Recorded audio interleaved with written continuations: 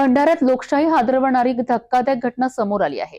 नगरपालिका निवडणुकीत थेट ईव्हीएम मशीनवरनं उमेदवाराचं नाव गायब असल्याचा गंभीर आरोप करण्यात आला आहे। शरद पवार गटाच्या राष्ट्रवादी काँग्रेसच्या महिला उमेदवार करुणा राऊत यांचं नाव मतदान यंत्रावर नसल्याने खळबळ उडाली आहे।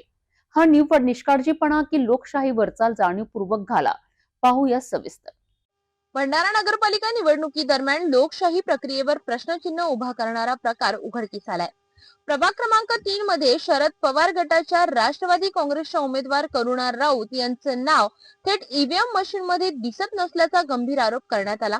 मतदान सुरू असतानाच हा प्रकार लक्षात येताच राष्ट्रवादी काँग्रेसच्या पदाधिकाऱ्यांनी संताप व्यक्त करत निवडणूक निर्णय अधिकाऱ्यांकडे तात्काळ तक्रार दाखल केली। लोकशाहीच्या प्रक्रियेत इतकी मोठी चूक कशी घडू शकते असा सवाल उपस्थित करण्यात आला। प्रकरणाची गंभीरता लक्षात घेत जिल्हाधिकारी सावंत कुमार यांनी तातडीने कारवाई करत मतदान प्रक्रियेत हलगर्जीपणा केल्याचा ठपका ठेवून थेट 7 कर्मचाऱ्यांना निलंबित केले आहे। निलंबित कर्मचाऱ्यांमध्ये उपविभागीय अधिकारी, तलाठी, लिपिक, केंद्राध्यक्ष तसेच 3 मतदान अधिकाऱ्यांचा समावेश आहे। या घटनेनंतर भंडाऱ्यातील राजकीय वातावरण तापलं असून ईव्हीएम वर विश्वास उरलेला नाही, हा लोकशाहीचा खून आहे असा तीव्र प्रतिक्रिया उमटत आहेत। हा प्रकार केवळ भंडाऱ्यापुरता मर्यादित न राहता संपूर्ण राज्यासाठी गंभीर इशारा मानला जात आहे।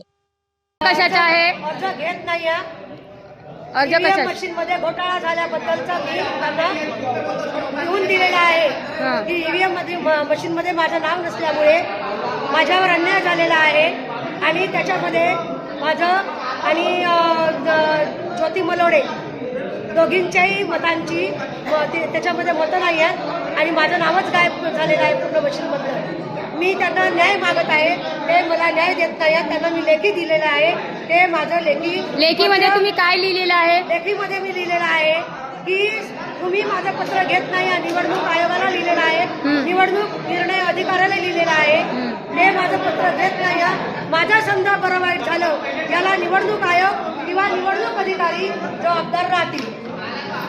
तुमचा कागद दाखवा। कागद कोणता आहे?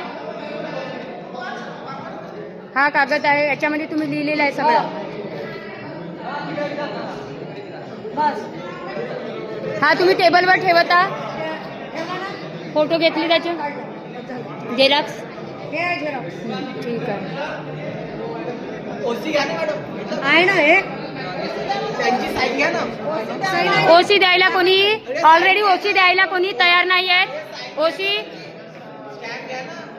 निर्णय अधिकारी घरी गेलेले आहेत, त्यांनी पळ काढलेला आहे आणि इथले जे अधिकारी आहेत ते ओसीवर सही द्यायला नाही म्हणत आहेत। कोणीही मला ओसीवर सही देत नाही, त्यामुळे मी बिना ओसीनी मी एक प्रत त्यांच्या टेबलवर ठेवलेली आहे। ईव्हीएम मधील या गंभीर घोळामुळे निवडणूक प्रक्रियेच्या पारदर्शकतेवर मोठा प्रश्न निर्माण झाला आहे।